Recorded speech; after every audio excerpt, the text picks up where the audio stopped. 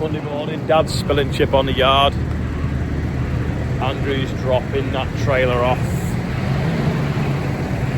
And John is filling the sprayer up. I can't remember what he was dropping that trailer off for. What did he say he was going to do with that tractor? He said he was going to do something. So some proper right. John's going to fill up now, do the last of the pre. I'm on that for we say on Thursday? Oh, yeah, Thursday, wasn't it? Well, I can't remember for the life of me what Andrew was going to do. He said, I'll just drop the silage trailer off and use the Valtra, but I can't remember what for.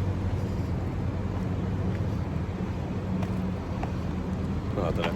I've got to go to a funeral in a bit, so that's why I'm not getting too involved in what's happening this morning, if that makes sense.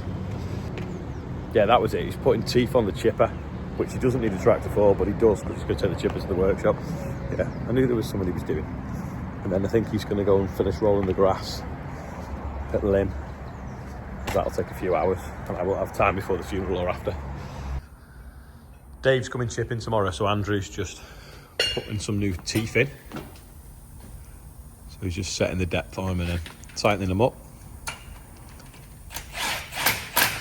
Rob's in sunny Italy for the week. It's so simple, this chipper. I do like the fact that you got 5 teeth, no AdBlue, no engine. Not really complicated hydraulics. I mean, obviously they do look complicated from here, but they're not really. So, not a great deal to go wrong. And just tighten them up, then torque them up now with the big torque wrench that actually came with the chipper. Come with it? Yeah. Isn't it? For 190,000, you'd expect it to come with some tools, though, wouldn't you? I still don't know where the money is, if I'm honest. But when you put a big log through it, you can see it does do a good job. You can put like a 4-foot log through it. Been to the funeral, I had my car cleaned. Well, I haven't really, they've serviced it, which meant that they've cleaned it, which is pretty good. You'd expect so for the price of the service. Although they did give me a discount because I did complain. But it did service him before it was 12 months old. But yeah, they've been cleaning the inside as well. Don't want to lose the receipt. Oh, it smells nice as well. I feel like I burnt my face again. Did you overflow the AdBlue? Did you overflow the AdBlue? Maybe a little bit, yeah. Yeah, back from funeral, car service, all that kind of stuff. Gonna go and quickly roll the last field of grass. Talked to Martin and he was saying, so do you love them rollers? And I do. It is like one of my favourite jobs now, I've decided. That and fertiliser spreading. Fertiliser spreading is good because you don't have to fold in and up. Fold out, in and out like you do with the sprayer. And rolling, you have to fold in and out, but it makes pretty patterns. And it's quicker than ploughing. Ploughing makes pretty patterns.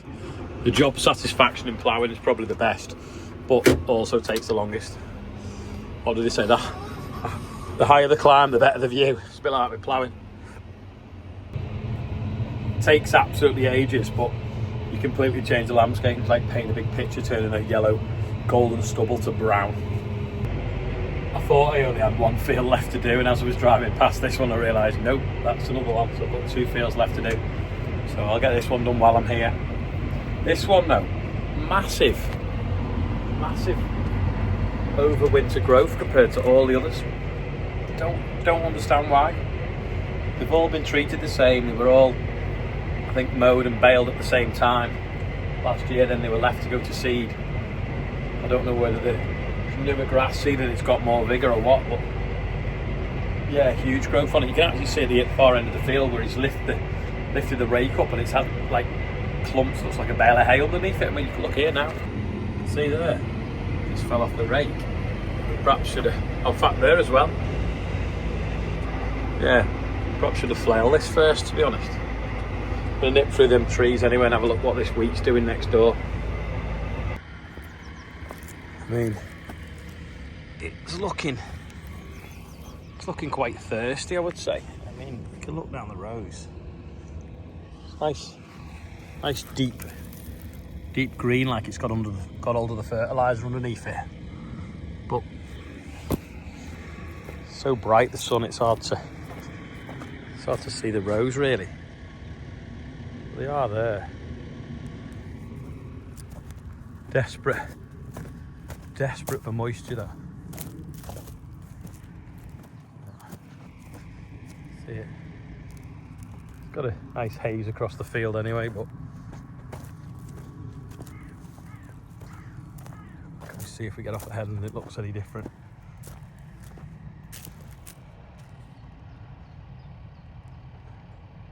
It's all there nice and lush in the rows. When you look across it, it's barely sitting up out of the little corrugations the drill makes, so looks poor when you look across the field, but when you look down them, looks well. Just need it to get a drink hopefully at the weekend when it rains.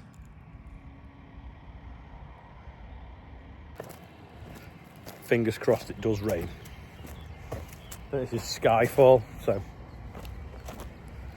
we'll be milling wheat, which obviously at the moment people aren't shipping off farms. I had loads of messages off farmers that are taking part.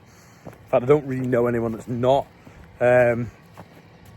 Done newspaper have been on the phone as well today talking about hot cross buns and bread shortages, and I've seen loads of people now sending me pictures of shelves empty. I would think that there's a lag on the wheat supply, and the shelves being empty at the moment are just from people buying extra. But either way, we could do with having this conversation with the politicians now of, you know, you're going to actually talk to us about this whole inheritance tax thing, or you're just going to pretend it's not actually happening. But you know, some of these bills, they're just not sustainable. You know, to pay 20% of your farm value plus whatever you'd have to pay in capital gains, so losing 30% of your farm every time it changes generation, very quickly you've got no farm left. This is the last field now, and there was a big flood there, but Chris and Danny have been messing in that field next to, and I think they've found the drain and unblocked it, which I think's then cleared up the flood on this field that killed the grass. In front there's some wheat stone into an overwintered stubble, and it's hard to even see it, but it is there. I'll pull over and have a look properly. Looks nothing, but if you zoom in, nice little green rows of wheat. That's what we want. This headland here was pretty wet, so there's nothing really growing on it, so I'm just going to try and squash some of them ruts out with this. It's never been the same this since I had spuds on it 2 or 3 years ago. Now if I go across these now, I should crumble them. But there's still a wet patch there, look. Let's see what happens now. So crushing some of the lumps. There's a nice big lump there to crush.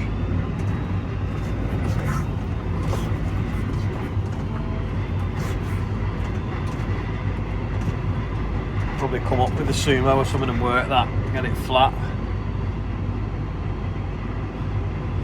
Ready for next year. There we go, that barley though there looks good that Chris and Danny have done. Apart from there's some wet holes on it that they've been digging at, I think you can see there where they've got a hole dug out, was it? And over there. Anyway, this field rolled as well now. I was worried about that field of wheat, and I know it has got some patches that have lay wet and it's died right through that middle bit there, but it's generally greened up and bushed out and tilled in the bits in between, so not going to break any records, but it's definitely worth keeping.